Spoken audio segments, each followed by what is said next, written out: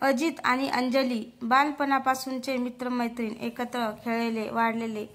चाल संस्कृतीमध्ये त्यांचे बालपण गेले. दोघांचेही वडील सरकारी खात्यात कारकून. अजितची आई शिक्षिका तर अंजलीची आई गृहिणी.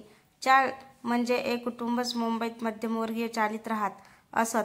आजच्या सारखे फ्लॅट संस्कृतीप्रमाणे बंद दरवाजे नव्हते. घराची, मनाची, हृदयाची दारे उघडी असायची. माणसाची सणवार सर्वजण एकत्र साजरे करायचे. सणवारासाठी खर्च करण्यासाठी जास्त पैसा, पण आनंद समाधान मात्र पुरेपूर असायचा. मध्यमवर्गीय कुटुंबाचे जीवन एक साचेबंद असायचे. ठरलेल्या चाकोरीतून जात असे. पगाराचे आधीचे 10 दिवस, मधले 10 दिवस आणि शेवटचे 10 दिवस यांचाही ताळेबंद हिशोब असायचा. अंजली अजितपेक्षा 2 वर्षांनी लहान होती, पण दोघांची गट्टी पाहून सर्वांना नवल वाटायचे. शाळेत येण्यापासून ते अभ्यास करायला, खेळायलाही एकमेकांशिवाय करमायचे नाही त्यांना. असेच दिवस चालले होते. बालपण सरले आणि दोघेही प्रौढ झाले. आता गट्टी मात्र कायम तशीच. लहानपणापासून दोघांवरही चांगले संस्कार झालेले. आजच्या सारखी मुले फॉरवर्ड नव्हती. एक सीमारेषा असायची वागण्याला. अंजली आता 10वीला गेली आणि अजित 12वीला. दोघांचेही शिक्षण व्यवस्थित सुरू होते. वयाप्रमाणे त्यांच्यात आता बदल होत चाललेले होते. शिक्षणामध्ये दोघेही हुशार होते. नाजूक अंजली आता अंगपीडाने भरली होती. गहूवर्ण अजूनच खुलत चालला होता. लहानपणी अजित तिला खोडकरपणे नक्ट नाक म्हणून चिडवायचा. तेच नक्ट नाक त्याला आता उभारलेले धारदार दिसत होते. तिचे मोहक डोळे त्याला आकर्षित करत होते. ओठांच्या पाकळ्यातून तिच्या वागण्या बोलण्यातला बदल अजितच्या नजरेतून सुटत नव्हता. अजितपासून एक लक्ष्मण रेषा आखलेल्या मर्यादेत ती राहत होती. आता तिच्या या वागण्याचं अजितला कुतूहल, आश्चर्य वाटत होते. पण आधीपेक्षा तिचा सहवास आता जास्त हवा असे त्याला वाटत होते आणि ती त्याला टाळत होती. उंचापुरा, धिप्पाड अजित ही सर्वांचे लक्ष वेधून घेत होता. जेवढं ती त्याला टाळत होती तेवढंच तिला त्याच्याशिवाय राहणं कठीण जात होतं. पण हे ती ठरवून वागत होती. स्वतःला तिने मर्यादा घालून घेतल्या होत्या आणि याचा त्रास अजितला होत होता. अजित तिची आतुरतेने वाट बघत असे, पण अंजली स्वतःचा कोंडमारा करून घेत होती. एके दिवस दोघे बाजारात जात होते. चालताना अजितने सहज विषय काढला. हल्ली तुझ्या वागण्यात बदल झाला आहे अंजू. अजित सहज बोलून गेला. म्हणजे? अंजली म्हणाली. तू मला पूर्वीसारखी नाही वाटत. मग तू पूर्वीपेक्षा जास्त आवडायला लागली आहेस आणि तू माझ्याशी बोलणं पण टाळते. अंजलीच्या काळजाचा ठोका चुकला. नाही रे, असं काही नाही, अंजली म्हणाली. मध्यमवर्गीय मुलींना एकच चाकोरी सोडून वागायची हिंमत होत नव्हती. त्यावेळी संस्काराचा पगडा होता. अजित विचारत असलेल्या प्रश्नाची उत्तरे द्यायला टाळाटाळ करत होती. अंजली. अजितही संस्कारित असल्याने वावगेपण नव्हता त्याच्या बोलण्यात. मुलांचंही तेच असे. त्यांचे डेअरिंग एक ठराविक मर्यादेपर्यंतच. घरी परतताना अजित शेवटी धाडस करून बोललाच. अंजू, तुझ्याशिवाय नाही राहू शकत मी. I love you. अंजलीची धडधड वाढली. तिचा चालण्याचा स्पीड पण वाढला. ती काहीच बोलली नाही, पण शांतपणात खडा फेकून जसे तरंग उठतात तशी अवस्था अंजलीची झाली होती. त्या रात्री अंजली आणि अजितलाही झोप लागली नाही. दुसऱ्या दिवशी अजित कॉलेजवरून येताना शाळेकडे वळला. अंजलीची शाळा सुटण्याची वेळ झाली होती. ती शाळेच्या गेटबाहेर आली तर तिथे अजित तिची वाट बघत होता. तिला हे अनपेक्षित होतं. न बोलताही तिचा होकार अजितला कळला होता. तुला नाही आवडलं का? राग आला का माझा? मी नाही आवडत का तुला? अजितने विचारले. तसं नाही रे, पण भीती वाटते. तू मला खूप आवडतो, पण सर्व गोष्टीचा विचार करते आणि भीती वाटते. आपले घरचे असलं प्रेम मान्य करतील का? खूप प्रश्न भेडसावतात. अंजली म्हणाली. का नाही मान्य करणार? अजित बोलला. तुझं माहिती नाही मला, पण मी नाही राहू शकत तुझ्याशिवाय. मला तू शेवटच्या श्वासापर्यंत हवी आहेस. अंजलीचे डोळे भरून आले. माझी पण तीच अवस्था आहे, अंजली बोलली. दोघांचेही नकळत प्रेम प्रकरण सुरू झाले, पण कधी त्यांनी विपर्यास केला नाही, त्यामुळे कोणाच्या लक्षात येत नव्हते. चांगले शिकून आधी करिअर करायचे, मग लग्न दोघांनी पण ठरवले होते.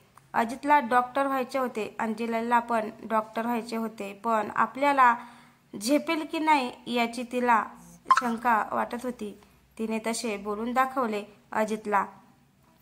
का नाही? का नाही होणार, तू नक्की करशील, मी आहे सोबत. अजितने तिला हिंमत दिली. पण नंतर मला स्थळ येऊ लागतील तेव्हा, अंजली बोलली. तेव्हा बघू, आपण योग्य वेळ येईल तेव्हा सांगू घरी, अजित बोलला. 10वी-12वीच्या परीक्षा झाल्या. अजित आणि अंजलीला पण चांगले मार्क्स मिळाले. त्यावेळी आजच्या सारख्या एंट्रन्स एक्झाम नव्हत्या. 10वी-12वीच्या बोर्ड मार्कावरून ॲडमिशन मिळत असे. अजितला पुण्यातील मेडिकल कॉलेजला ॲडमिशन मिळाले, तर अंजलीचे मुंबईत सायन्स घेऊन कॉलेज सुरू झाले. भेटीगाठी थांबल्या होत्या. दोघांनाही विरह जाणवत होता, पण एकमेकावर पूर्ण विश्वास होता. एकमेकांसाठीच होते ते याची जाणीव होती त्यांना. अंजली पण 12वी झाली. तिला कोल्हापूरला मेडिकलला ॲडमिशन मिळाले. शेवटच्या वर्षाला असताना तिला स्थळे येऊ लागली होती. अजितची पण प्रॅक्टिस सुरू झाली होती. अंजलीने ही गोष्ट अजितला सांगितली. अजित बोलला, मी बोलतो घरी.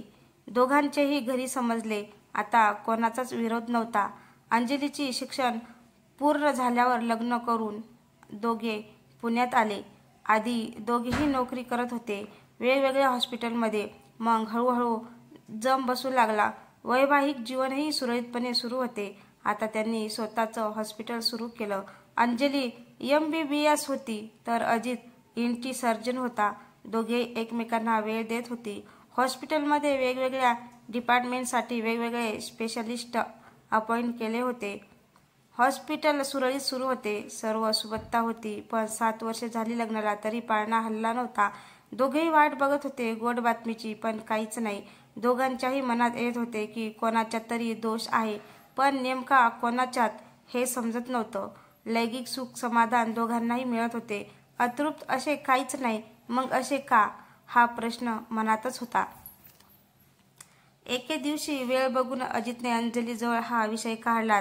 अंजू, आपल्या दोघांपैकी कोणाच्यात तरी दोष आहे, पण नेमका कोणाच्यात तो नाही माहिती.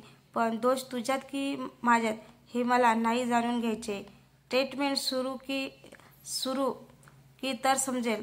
ट्रीटमेंट सुरू केलं तर समजेल. मला मूळ नसलं तरी चालेल, पण तू हवीस. तू बाई आहेस. तुझी इच्छा असेल आई होण्याची. आई होण्यासाठी तू आतुर असेल. तू म्हणत असेल तर जाऊ आपण डॉक्टरांकडे. त्यावेळी आजच्या सारखं IVF, test tube baby, surrogacy mother हे पर्याय नव्हते. त्यामुळे उपायही कमी होते. अंजलीच्या मनात आले. सर्वात प्रथम म्हणजे दोष कोणाच्यात हे समजल्यावर ते मन नाराज होणार. दोष तुझ्यात की माझ्यात हे समजल्यास नको. आपल्या प्रेमात बाधा नको. जे आहे ते स्वीकारायचे, अंजलीने ठरवले. ती म्हणाली, मला नाही डॉक्टराकडे जायचं आणि तू पण नको जाऊस. दोष कोणाच्यातही असू दे, आपण जाणूनच नाही घ्यायचे. त्या दिवसापासून त्यांचे एकमेकावरचे प्रेम द्विगुणित झाले. अजितच्या मिठीत अंजली पूर्ण समाधानी होती. अशीच वर्ष निघून जात होती. दोघेही जोमाने हॉस्पिटलचे काम करत होते. काहीतरी समाजसेवा आपण केली पाहिजे. या समाजाचे आपण देणेकरी आहोत, असा विचार ते आता करू लागले. अनाथ मुलांसाठी आश्रम काढावा असा निर्णय सहमताने झाला. सरकारच्या परवानगीने त्यांनी एक अनाथ आश्रम काढलं. आश्रमाचे काम अंजली पाहू लागली. हळूहळू आश्रमाच्या मुलांची संख्या वाढत होती आणि अंजलीचा बापही वाढला होता. अंजलीने 40शी ओलांडली होती. आता 500 अनाथ मुलांची ती आई झाली होती. अजितही तिला अधूनमधून मदत करत होता. त्यांच्या या कार्याचे सर्वत्र कौतुक होऊ लागले.